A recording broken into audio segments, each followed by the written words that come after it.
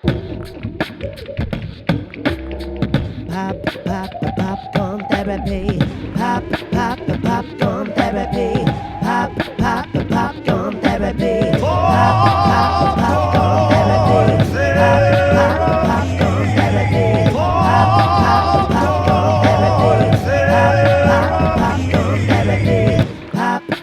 Popcorn therapy. Popcorn therapy. Welcome to Popcorn Therapy. I'm James Pillion. And I'm Kane Senis. And this is episode 14. Therapy is in session. Guys, this is a very, very special episode because Kane and I are reunited. Yeah, if you can't tell, we're picking up where each other is putting down pretty quickly. One would say maybe as quickly as one does when they're in person. Oh, is that so? Well, I mean, Zoom's been all right, but there's been some lag. Let's not lie. Tell me about it, brother. Tell me about it. We are back in the same room. We are staring at each other from across the table. And It's a social distance hang. It's a social distance hang. We're responsible, but, you know. And you know what? I am going to do a very un-Australian thing. I'm just going to toot the Australian horn here because we, for now, knocking on the wood, we've got COVID under our thumb. Okay. And, you know, we're coming back out. We're coming back out into the world slowly but surely. Slowly. I don't think we should run before we can walk, but we're skipping. Yeah. So we're Europe, prancing. America, we're sorry. We're sorry. I hope this doesn't, dampen your day. But just know that there is light at the end of the tunnel. That's right. Wear the fucking light. Because we never really hit those darkest of days. Well, we really are the lucky country at this stage. We really, in decades from now, we might look back on this and be like, it might be like that extra badge of honor, just being like a straight, like we freaking have got something watching over us. We've got something. Yeah. And, it's funny because it reminds me of this New York Times article that you sent me on the Australian industry and in particular, a long-running soap opera series, Neighbours. Right. Australian film industry. Yeah. And how... I thought for a second you were talking about like the Australian vibrator industry or something. It's just taking the market by storm. Neighbours vibrators. Come on down to Ramsey Street and have yourself a fiddle.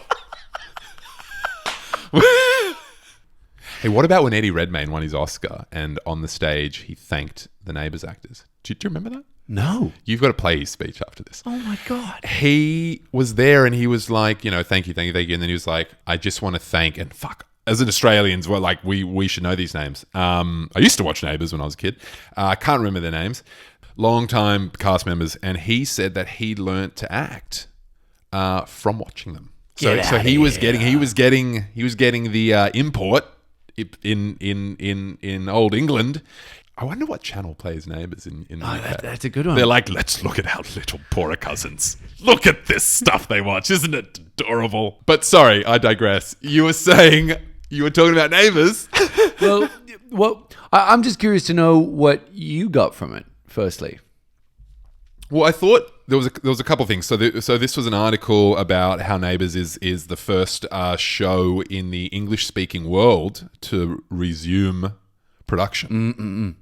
And there's all these kind of strict protocols, like the crew are split into these certain pods and you don't mingle.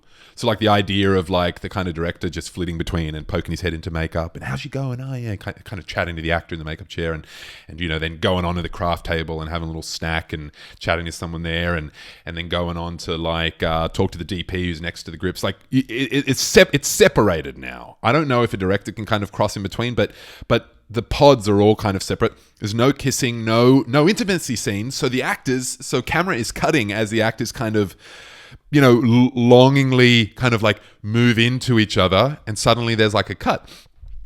And this is a soap opera, remember? Like literally, people watch this shit because of the freaking like romances. And then another thing that was super interesting was gone are the crowd scenes and the extras. And so there was a photo of a cafe, of the famous kind of cafe Neighbours. Again, I should bloody know it. Someone is saying it right now while listening to this. And they're sitting there like the main two, and they were doing tricks and camera angles to make them look like they were right next to each other talking, but they're actually like a couple meters apart. Wow. So the actors are having to actually talk to no one while someone is like they've changed the way they've had to play out scenes, and they're like, it's fucking weird. And so these actors on the show were emailed in to the New York Times or whoever was doing the piece, and they're basically saying what it's like on set right now.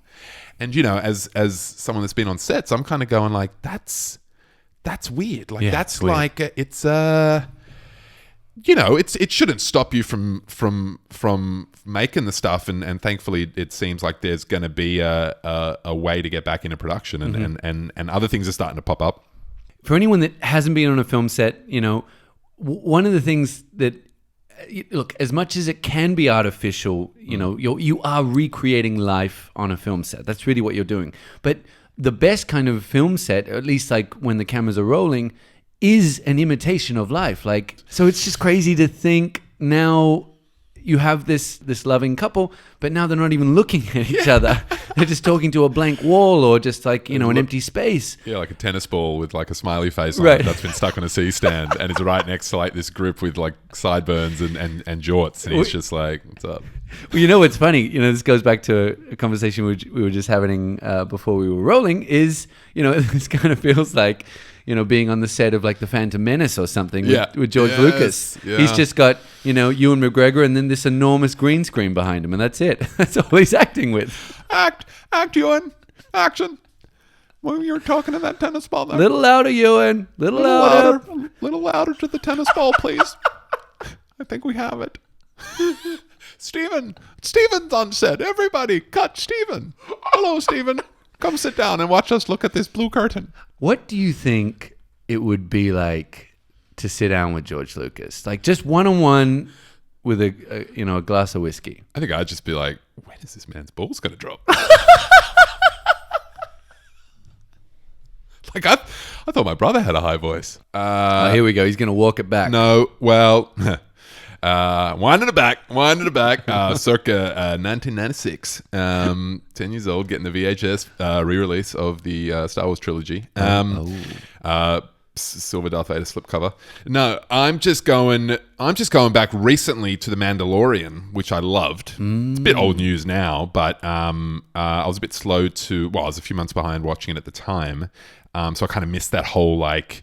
Baby Yoda meme culture, all that shit. It comes in, it passes by, it rolls through these cultures. It's like a storm cloud. Everyone's like, "Oh my god, have you watched Tiger King? Oh my god, I wanted to fucking suck its balls." And then it's gone, and people are like, "Tiger King is like what? Oh yeah, that thing about That's so yesterday. That's so yesterday. Are you watching? What's the new flavor of the day? Well, it's The Last Dance. Well, The Last Dance, which... hold on. Whoa, a little slice of conflict humble pie. of interest. A little slice of Michael Jordan flavored humble pie. No.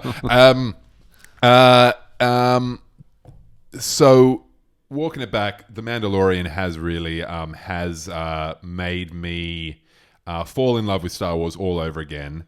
After what I think was a very lackluster recent trilogy, which for me, just bringing it back to George, made me really kind of reevaluate those prequels, which all us, Star Wars fans like to hate with the fucking, Jar Jar Binks and the trade federations and talking about all these embargoes and blockades, and it's just like, just get to the freaking like mythical operatic fucking storylines here. Like you didn't have Luke and Han Solo flying on the Millennium Falcon talking about fucking trade blockades and embargoes and going to like Senate hearings. They were too busy fucking playing that little monster chess and learning to fight a lightsaber and learning shit from an old wizard. Right. Yeah, it's fucking like gimme fantasy, gimme Greek myth as a sci-fi. Don't intellectualize it. Yep.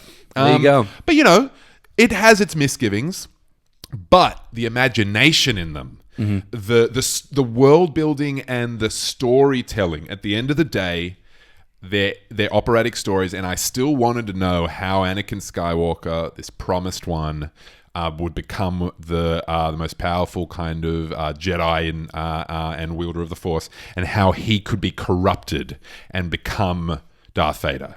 That was a reason for a prequel. The last three, it's just like, what? The fucking Millennial Falcon's back, Han Solo's back, but he's old, and I love that, but it's just like, There's another Death Star, but they call it the Star. It's the same I'm shit. sorry. It was retreading ground. That's Yeah. what it was doing. But at least the Mandalorian gave a fresh take. Well, okay, so this is interesting because, and I don't even know how we got here, but we're here now.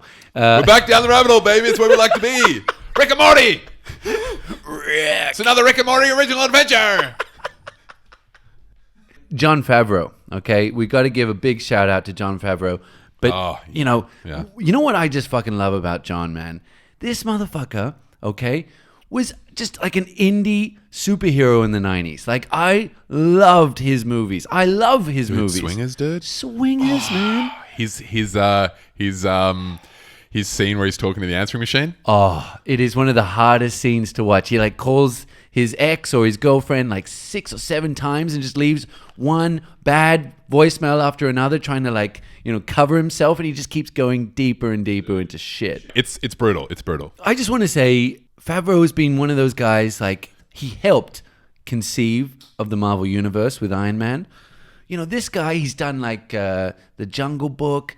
He's like an incredible personality that is so good at playing the game in Hollywood. Yeah. He is so fucking good at storytelling on lots of different levels. What, like, you wouldn't even necessarily watch something and know it's a Jon Favreau film. No. There's no signature there. If anything, he's like a James Mangold. Just his signature is that it's good. Yeah. You know what? Like, fuck the signatures if the movies aren't great. Dude, he's a world builder. Yeah. He's really good at bringing you into whatever the fucking world is. Dude, that Iron Man is probably, to this day, you can make an argument, still the best film that Marvel's made, if not top 3. It's an incredible At least film. for me. I watched it without even really thinking about it in terms of any universe. It was the first one. It was 2008, man. Because it didn't have 18 dudes in spandex on the screen at one time. Right. It was just one jackass billionaire. Just one guy flying around, just beating the shit out of his people. One asshole who kind of becomes a cool asshole.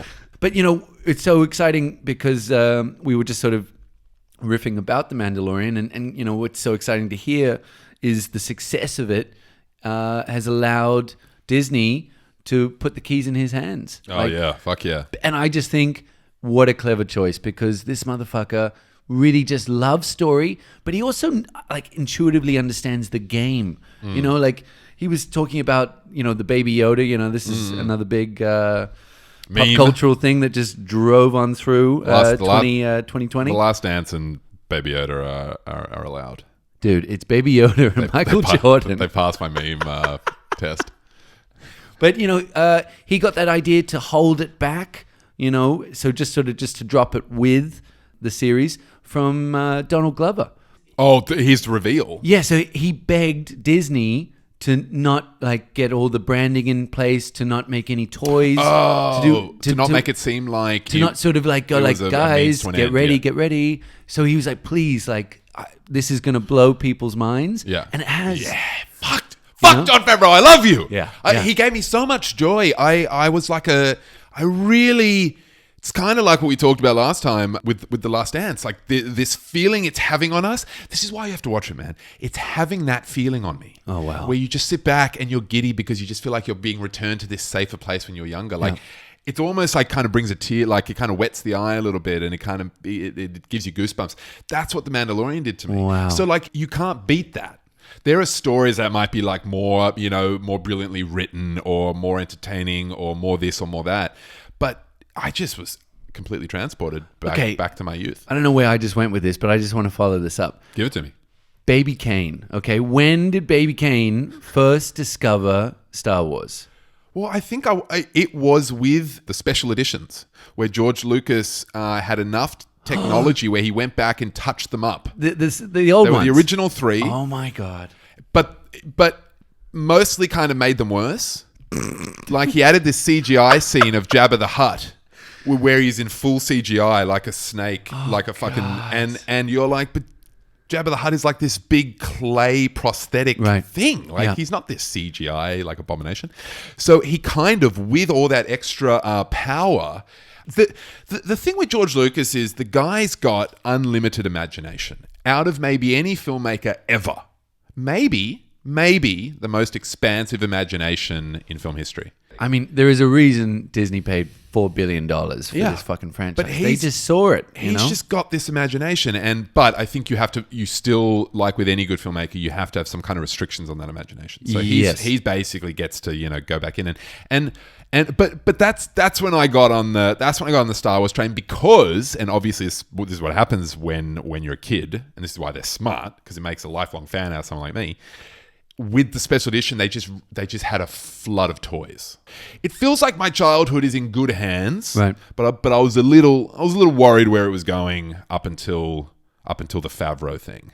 So I'm very grateful to him, because in a way he's saved my childhood. I mean, films, as we like to talk about, are therapy, and not just the ones that explore therapy in a thematic sense. I'm talking just their therapy, like their comfort foods. I mean, but I almost feel like it is definitely the biggest cosplay series or world. It gave us cosplay chicks at conventions. Cosplay chicks. Hey, yeah. It's the trilogy it's a gift that keeps on giving. I sound like such a dirty old man. This is what happens when you put a guy in front of his friend after isolation for 6 weeks. There you go. How did we get on to Favreau? I have no idea. How do you get to the Mandalorian from Swingers?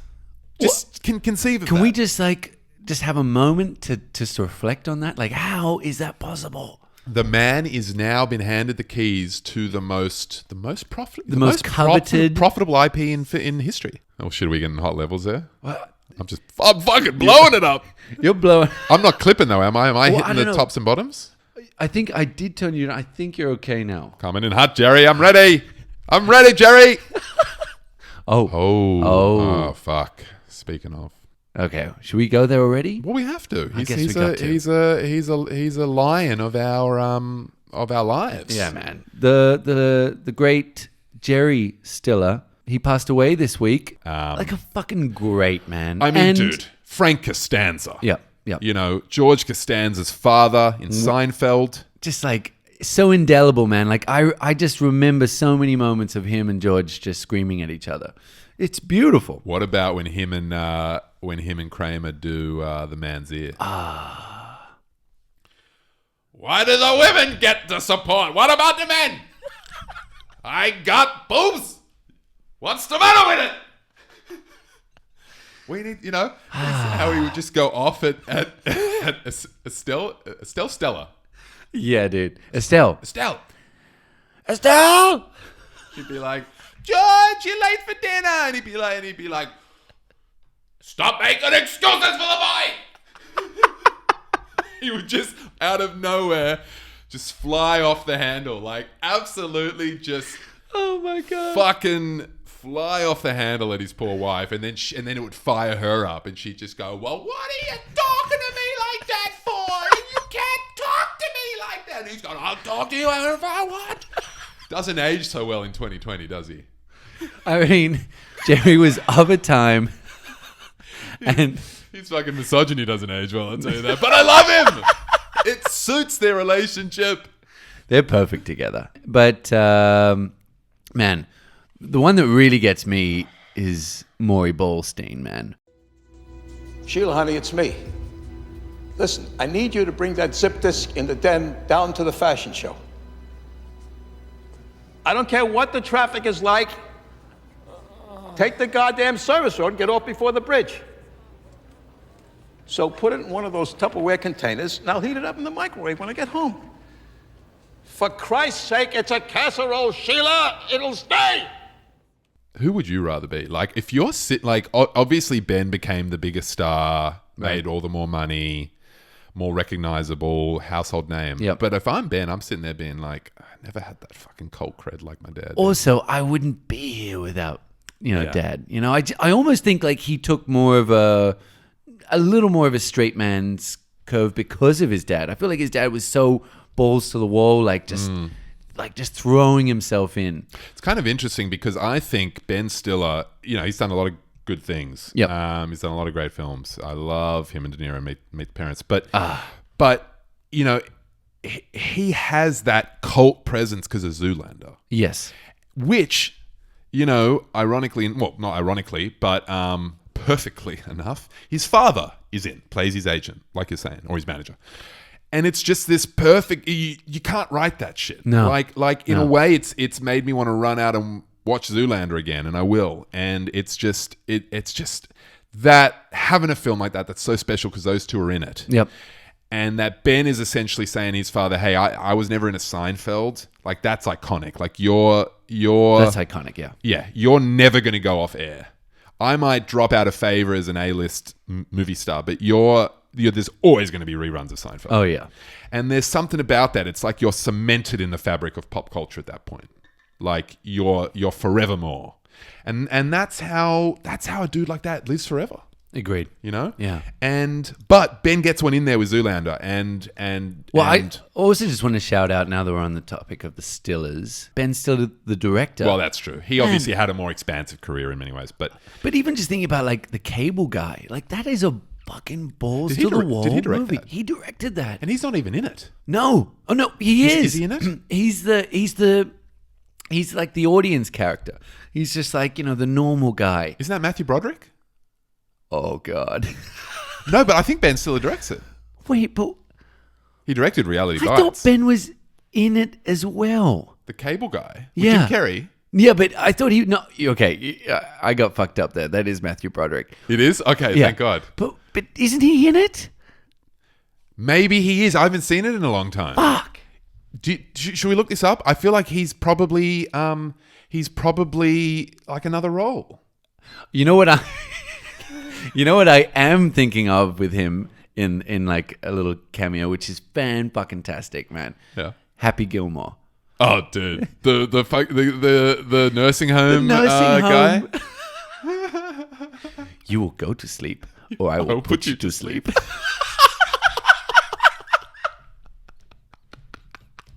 I love. You can have a tall glass to shut the hell up.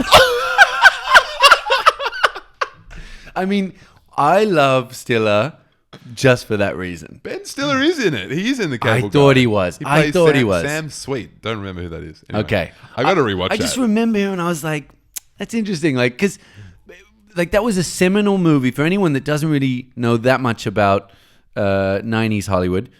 Jim Carrey was awarded the highest salary of all time for that movie. I think it was Columbia or Sony. They were so desperate for a summer comedy that they paid him $20 million. And it was the first time in the history of Hollywood that a comedic actor... Comedic, because Schwarzenegger had gotten that. Yes. But not a comedic But not in actor. comedy. Comedy was... Unless he got it seen for as- Twins.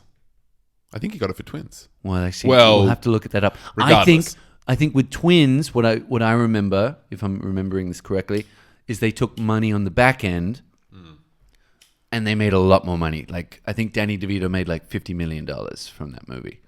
It seems to be the lesson here is to just take it on the back end. Mm-hmm. And that was not intended to sound dirty. George Lucas took it on the back end Just- and he got merchandise. Just from it. take it, George. Take it on the back end. I'll take the back end any day. I'll take the back end. Steven, look who's here. It's Ron. Ron. Come sit down, Ron. Wait. I'll do George. You do Steven. Or do you want to do Ron Howard? He's kind of got that weird way of Yeah, talking. I'll do Do you want to do Ron. Rose? Yeah. Ron, come sit down at the monitor. Look, John over here has invited me to this Mandalorian set. I'm glad you can make it, old friend. Well, hi, John. Hi. No, you're John. Oh, I who's thought I'm You're Ron. What if Ron sits down, he starts talking to himself, he starts going, oh, hi, Ron. Hi, Ron. No, I was saying, John. Hi, John. I'm Ron. Who's John? Hi, John Spielberg here.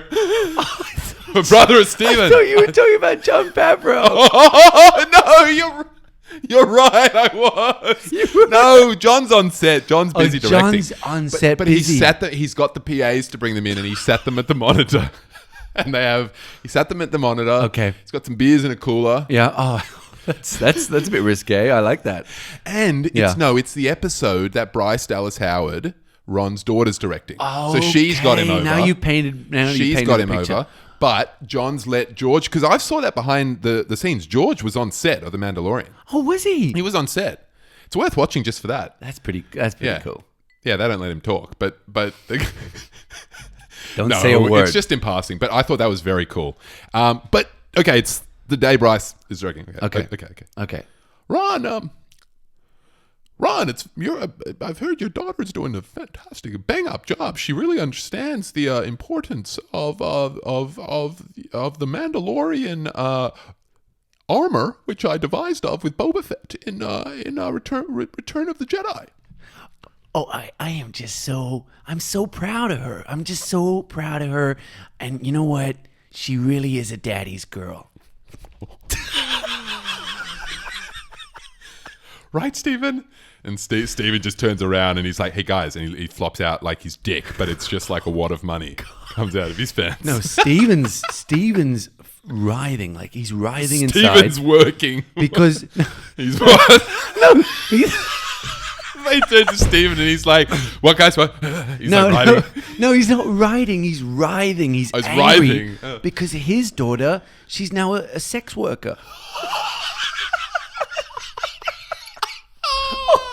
No, she's not. She is. What do you mean? Or maybe That's not terrible. Should we not be laughing at that if that's not real? a sex worker, but Maybe she means- she's getting into the adult film industry. Like as a porn star. Yeah. That's not a sex worker. Oh, it's not?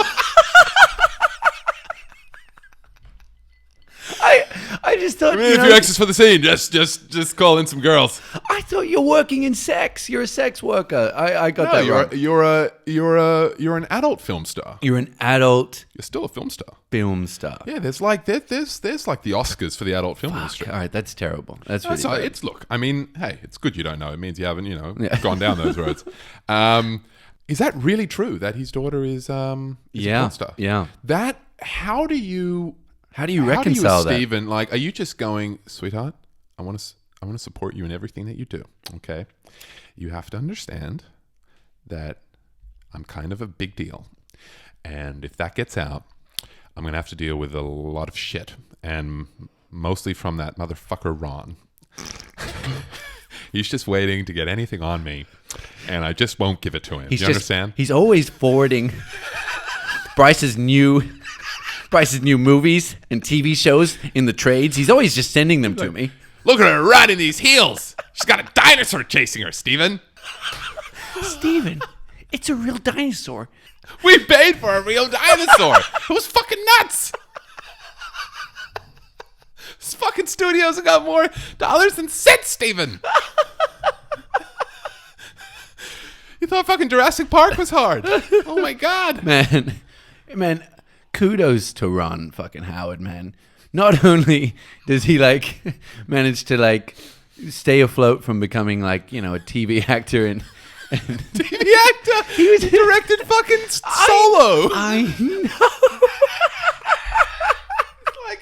He's like a massive director. He was a TV star in Happy Days. Yeah. But he Richie was Cunningham. able to oh. Richie Cunningham. That's him, is it? Oh yeah, fucking twat with his bell bottoms and his little parted hair. Richie, he's coming in his vest and He got out of the TV prison. He did. And now he's directing the biggest movies of all time. Well, I think he was a bit of a Favreau in the sense that they were these actors and they had my directing God. ambitions from day one. They were looking around. They're like, I can do this. Dude. Yeah. Yes. The other one, which is kind of interesting, Penny Marshall. Penny, yes, I Dude. got to meet Penny once. Did you? Yeah, I think she spoke at Knifer. I think. Oh, fuck. Yeah. Love Penny. I think she had an amazing career. Well, you know what's so funny? So I just finished this new memoir by Barry Sonnenfeld. Oh yeah, And it's Men in Black. Men in Black director. Well, and also started out as a cinematographer for the Coen brothers. That's right. Shot their very first film, Blood Simple. And very topical for this conversation. Yeah. Also started out pre-Coens Right. in the adult film industry. See, he's probably calling up Stephen, being like, Stephen, you can't Stephen. stop her. At least we can set her out there with a good set of tips. Yeah. Put me on her. I thought you said a good set of tits. No, fuck. This is very quickly turning into the un-PC dirty white male discussion. No, but hey, we're talking about dirty old white men. That's what we're talking about. The classic directors. Yes. But why did you bring up Penny? Oh, sorry. Yeah. So in the Barry book, which is absolutely outrageous, it's called Barry Sonnenfeld, Call Your Mother. call your mother. Yeah. Anyway. Because he's like a New York Jew, right? He's kind of got like that the whole... ultimate New York Jew. I love that. He's actually been outclassed in the anxiety department. He outclassed Larry David. No. Yeah. Based from Cheryl Hines, Yeah. who plays his wife on Curb Your Enthusiasm. She said it. She's like, you know what? You're even fucking worse than Larry. Anyway. Wow. So Sonnenfeld, after working with the Coens, he did their first 3 movies. What was that? So that's Blood Simple, Raising Arizona, and that great Miller's 90s Crossing. Miller's Crossing. I love that one. Yeah, that's great. So he then moved into the studio game. So he was playing with the big boys. Dude, there is this great scene. I just got to quickly segue. Yeah. Segue. He did some pickup work on Goodfellas. No. And there is this amazing story. He was just talking about where Marty and Robert De Niro were just giggling at him the entire time. Oh, why? Just making fun of him. Like, because he was like the new guy? Well, he was, yes, but also... Oh, because he's so neurotic. Yeah, yes. Yeah. And but then it's been a pretty wild story. Sorry, he saw them laughing at him and he went up to Marty afterwards. He's like, were you laughing at me? And Marty's like, yeah. He said, why? And he's like, look at you. You're a fucking child. Like, so weird. Gee, thanks, Marty. Nice to meet you, I was too. like, ouch, Marty. And then there's this great scene where, like, they've been shooting all night and De Niro's getting into a limo at, like, 7 a.m., like, in a residential neighborhood. And he just yells out, bye, Barry. What the fuck? I just love, like, the idea that De Niro can just be so tough, man. He's just like Jordan on The Last Dance. He's like, hey, Jerry. Oh, my you want to do God. layups with us? We'll have to fucking lower the ring, but you can. Dude, they Bye, Jerry. piss on Krause. Dude, what about when Scottie Pippen's walking past him on like the plane and he's like, hi, Jerry. And he fucking does that. That's what he's like, hi, Jerry. And he's like, yeah. He's like high-fiving his teammates and Jerry's walking on past. I'm like, no wonder why the guy wanted to fucking break up your team. He wanted to You destroy fucking bullied them. him and he lashed out in a big way. He's like, fuck all these guys. I'm still going to have my job and they're all going to be gone. I don't care if we win. I get to enjoy showing up to work every day. Oh my I get God. to enjoy my life again. That's I'm so not dark. picked on by these guys. That's probably his counter. You know? That would not surprise It's like, me. hey, look, I've won. I Yep. get it. These guys are in it to win. I Yep. get it. It's kind of my job. I want to win, but like I'm getting paid regardless. I just want to enjoy going to work. This is kind of harassment. Oh, God. I'm not harassing them. Poor Jerry. I'm just fucking blowing this team up. Fuck all y'all. Oh, dude. That's a tough one. Anyway, so let me finish the story out. Sonnenfeld. Sonnenfeld also worked with Penny Marshall Right. on Big. He shot big. He shot Big. Oh, wow. Yeah. What a legend. There's some great stories in there in the book.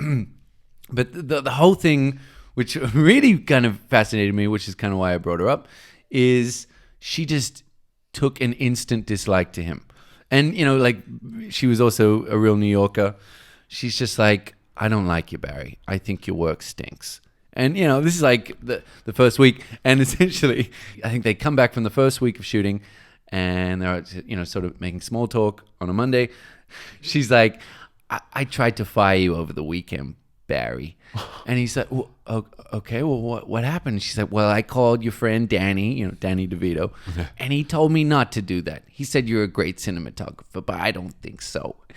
You know, just like these insane things. You're like, fuck, God. She's brutally honest. Dude, man, Hollywood's a funny place. But the last story I want to say, man, this just shows how far we've come with our fucking, you know, green smoothies and you know, just like these breakfasts. She would get 10 White Castle burgers delivered every morning. No. And she'd just like wash it down with a cigarette, you know, like a pack of cigarettes. Like mini sliders, or are we talking Because full those size? White Castle are the mini sliders. Yes. Oh, they are. So 10 mini Fair slider enough. burgers.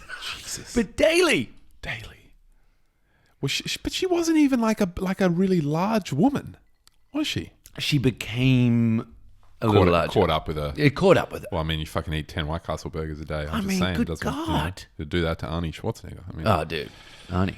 can you imagine if he just stopped working out one day and all these just muscles just turned to flab? That's what would happen. He'd be Oh. dragging his arms along the ground. Oh, God. Like long sacks, you know? Okay, man.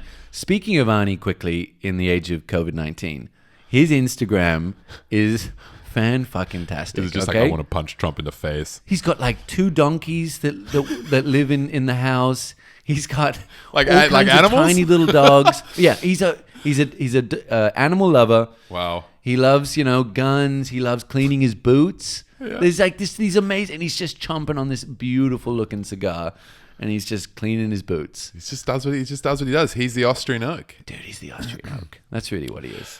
Shout out to my bro Ben, if you're listening. Who so Ben's favorite film is Predator. Oh, woof. Big Predator fan. Oh shit. Currently, because of all the what were the more intense lockdowns, he's been watching he's been watching movies every weekend with his 3 young daughters. Wow. Okay. Yeah. I'm talking like What's he showing him? So he showed them Predator, and he just goes and he How old are they? texts, he just sends like they're like.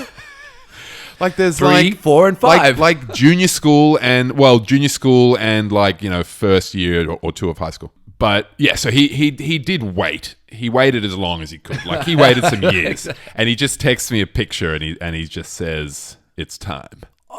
And it's just a picture of fucking like Carl Weathers and Arnie on screen, just like shaking hands with their biceps. And it's like Dutch, been a long time, and then he goes, Dylan.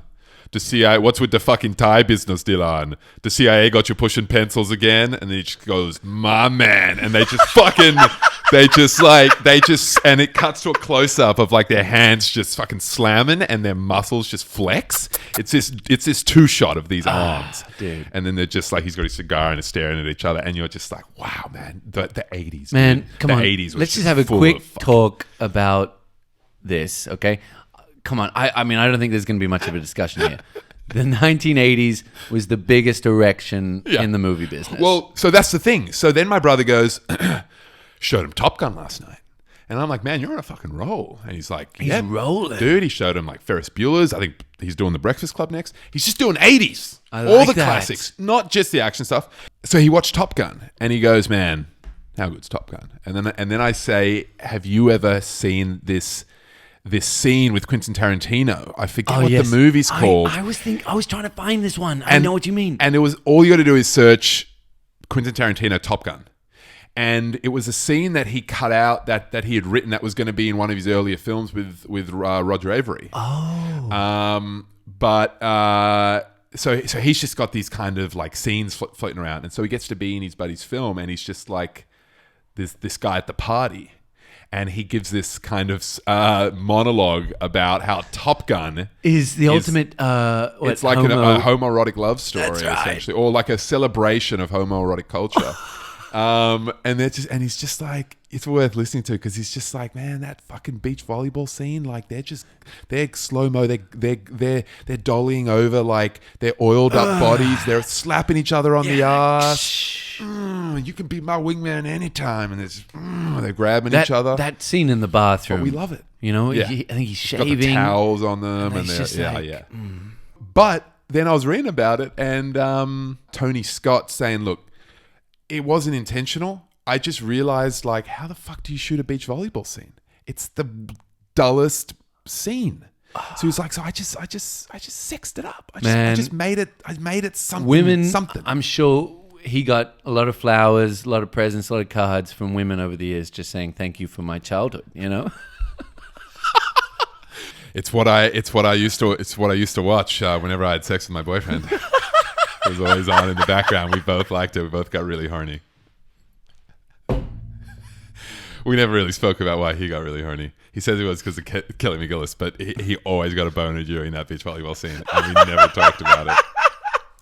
You know what I would love if Ridley kind of, took his brother over, after the premiere, and it's just like, what was that? Are you trying to tell me something, man? Tony. Why are they American? Tony. Tony. No, that's not it. Tony. He's got that kind of tough. Tony. London. Tony. I've made Aliens and Blade Runner. You can fucking tell me if you're gay. I've made androids humans. You don't think I can fucking handle a gay brother? I would like to know what they were like together. Were they competitive? Was Tony upset at being in the shadow of Ridley. Well, but critically. they ran their company. No, but But he made probably more money, No, Tony made more money. didn't he? Yeah. Well, Well- I don't know if. well. Alien was a massive smash, but that was at an earlier time. Tony made fucking hits in the 80s. Dude, he made Top Gun. I mean, I mean, Blade Runner wasn't a success at the time. It took a No. long time for that to become cult. It had to hit VHS first.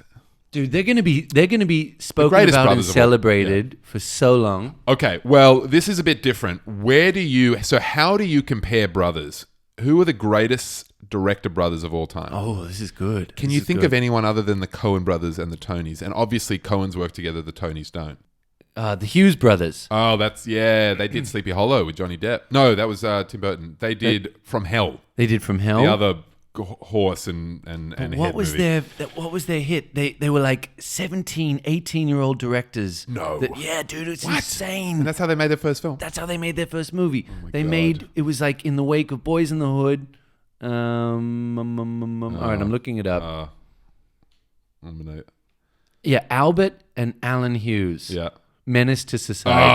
Oh, that was them. Menace to Of course, Society, man. dude. And Massive from there, cult hit. they've just like they did Dead Presidents with Ice Cube. Yeah. Man, like Just some fucking really great dark, stuff. hard-hitting movies. They should be getting like guys like that to remake like Point Break or something, not just like the same old fucking Yes. shit we've seen. Yes. Dude, the Wachowskis, Dude, the Wachowskis. you know, gave us one of the greatest action films of all time. Well, they were brothers, I don't even think and they now were, they're now they're sisters. sisters. See, because you wrote Wachowski sisters in the show notes. Yes. I've heard somewhere that they don't even want to be referred to as sisters. What do I they might want to be referred to as?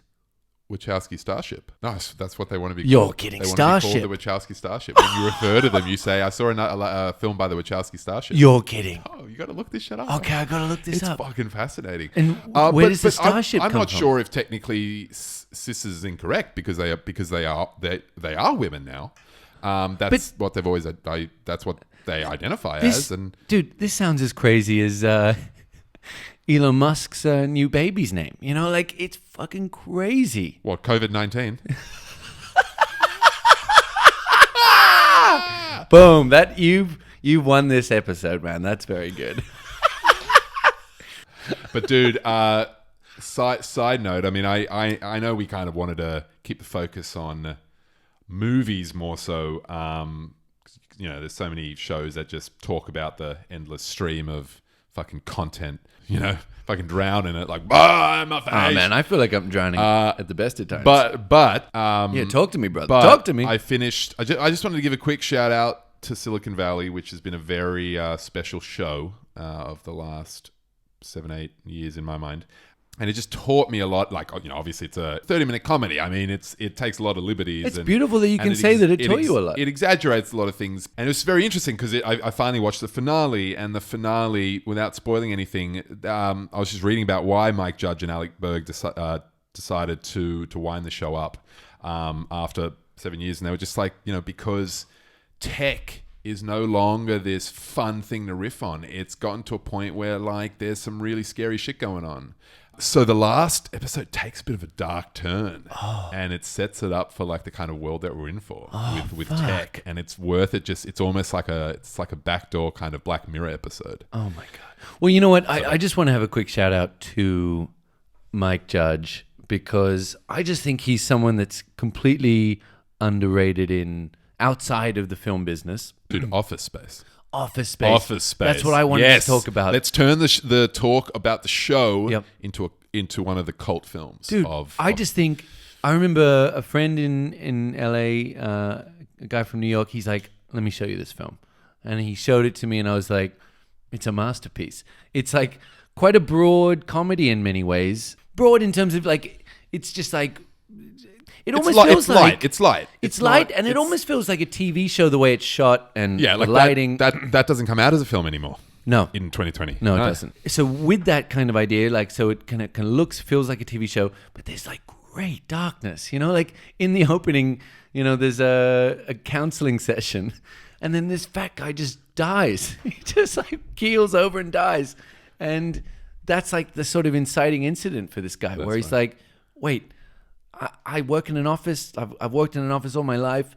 Yeah. And that it can just be over like that. Like, this is bullshit. I spend more time in these cubicles. Yeah. Like, I spend the majority of my life in this dead, Sitting, dull office environment. doing the worst thing I could ever think I'm of. just an ant for the colony. Yeah. That's all I am. And so it's like it's his progression and his awakening. It's almost the sister film to Fight Club.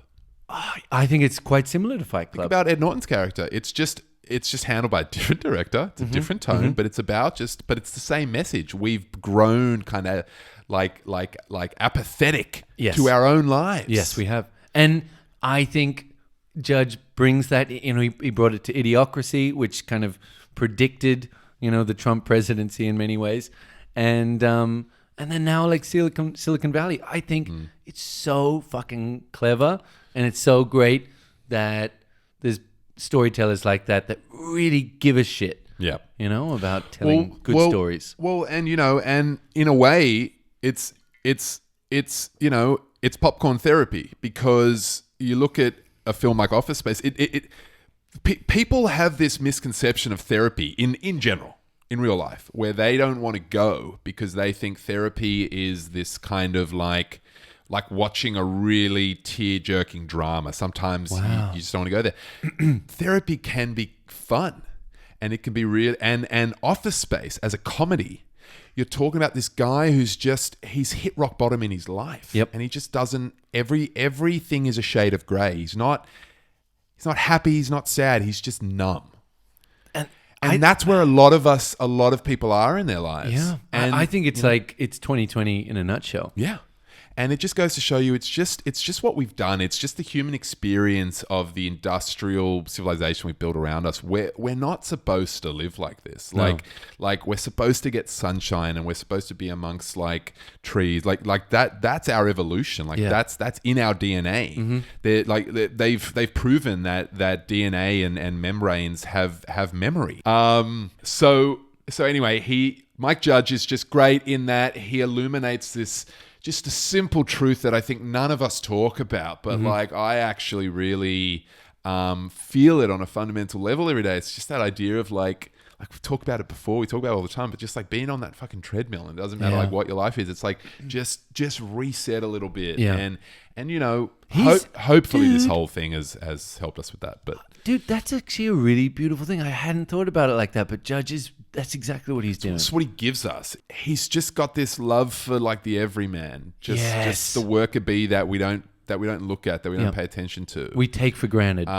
Even in Silicon Valley, when it gets to like the world of big tech, they're this struggling company all throughout, and every time they hit a high, they hit a low, and you're along with this struggle, and they're working out of like their living room, and so there's something very just I don't know. There's something just very inspiring about stories like that, about teams that pull through against the odds. Yes. Because you know what, and that is something that he really tackles. It's like a small group fighting against a faceless organization. Almost. They might not be able to control the corporation, right? But they can control their lives. Kick down some of the cubicle walls and make space for themselves in it, and stand up for their rights. Great. And that's kind of like, if you take that story in Office Space with the building, the business, and the workers, and it's like a microcosm for the macrocosm of our world and our society. Yeah. It's like, don't lose hope, fight for space within it, even though it feels like the buildings are closing in on you and the rivers are running past you and you're like a rock in a stream, and you're just, which in the modern age of phones and social media and all that comparison anxiety that we're soaking in every day. It's dangerous. It's dangerous. It's hard. And I kind of want to round this conversation out on this idea of what I've found COVID-19 has taught me is I've been able to, I think I'm pretty good at stepping off the treadmill when I want. But this has helped me just step off pretty much altogether. You can't play the game. You can't do it all. You can't be an all-rounder at this point in time. You have to follow certain restrictions, certain rules. Just like forgive yourself a little and don't beat yourself up for productivity or anything like Right. that. You're just getting through a patch in history. Just Let's accept just, being you. Like, Yeah. whatever that looks like. Yeah. However ugly it can be and dumb and making dumb decisions. That's just life. just watch movies, man. Yeah. And My- watch fucking movies. My buddy Will said to me the other day, he said he's been keeping count. He's watched 75 movies thus far in lockdown. Fuck, dude. Has he been and sleeping? I'm jealous, man. I'm Wow. jealous. That just sounds like time. Well, like you'll never regret that time because No.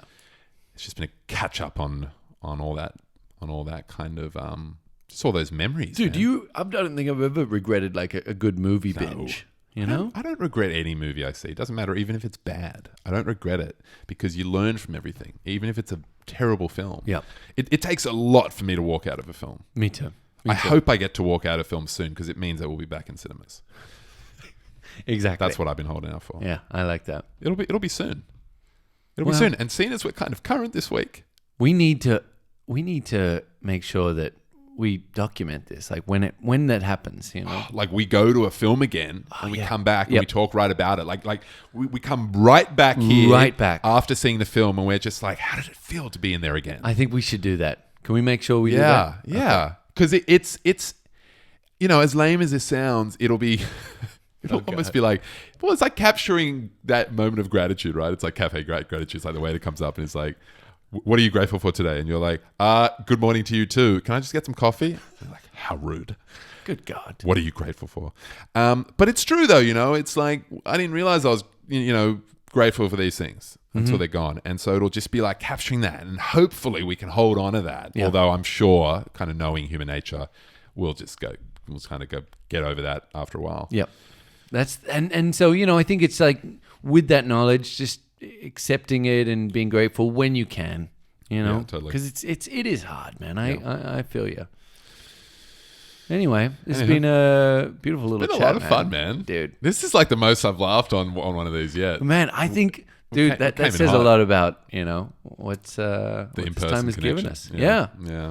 Yeah. We didn't shout this out. Oh, God. Let's close on this. Okay, this is one of the specials that I picked up in Newcastle last week. Well, why don't you do the honors because you brought it? You've got to do it as Ron Howard. You've come to set. You're sitting next to George, and you're really excited because you and George have this bourbon club. Okay. And you just wanna, and you're like George, and you got it in your bag, and you're like, like really sell it to me because you're excited. George, you Yes, got it. Are you sitting down? Okay, this is the old number 15. And let me tell you a little bit about it, okay? Our old number 15 is stored and natured in charred oak barrels to create a premium, full-bodied, smooth whiskey, smooth bourbon whiskey that will take you on a journey through Kentucky's rich heritage. Isn't that great, George? I think I'm going to order a whole case of this, and I'm going to send a few bottles to Bryce for her new movie that she's fucking starred in. She's doing very well, Ron. You should be very proud. Stephen, he's fucking talking about price again. Sorry, what? Sorry? I was just counting my money. Well, thank you for joining us, guys. It's been a fucking pleasure.